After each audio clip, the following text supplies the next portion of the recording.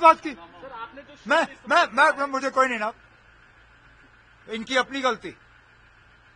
शायद अगर इन्होंने मुझे बोलने दिया होता मैं खुद विड्रॉ करता। मैं विड्रॉ करने के तैयार मैं दूसरे अंदाज में उसी चीज को कह देता। इन्होंने बोलने नहीं दिया। अब तो कोई माफी मांगने वाली बात ही नहीं है। अब तो बात रिकॉर्ड पे आ गया जो आ गया। अगर इन्होंने मुझे एक सेकंड भी बोलने दिया होता, मैं खड़ा था ये कहने के लिए, तो ठीक है, मैं उन अल्फाज को विड्रॉ करके दूसरे अंदाज में कह दूंगा। लेकिन जब इन्होंने बोलने नहीं दिया तो अब कोई माफी मांगने वाली बात ही नहीं है। मैं किससे, और वैसे भी किससे माफी मांगू ना?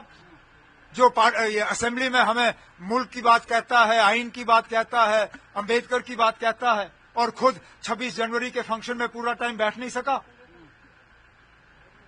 ये हमें देशभक्ति की सबक सिखाने वाला एलओपी, मैं उसके बगल में बैठा हुआ था, पूरा टाइम तो बैठ नहीं सका। आप लोग थे वहां पे, आधे टाइम के बाद उठ के चले गए, और हमें यहाँ देशभक्ति का वो है सबक सिखाने वाला।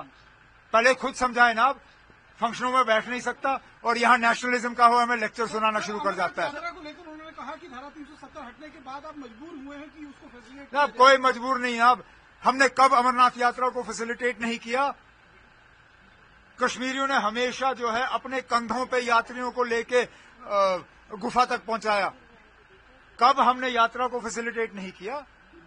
हम तो हमेशा, कश्मीरियों के बिना वो यात्रा मुमकिन ही नहीं है। आप जरा बताएं ना, आप कब बिना कश्मीरियों के वो यात्रा मुमकिन हो पाई?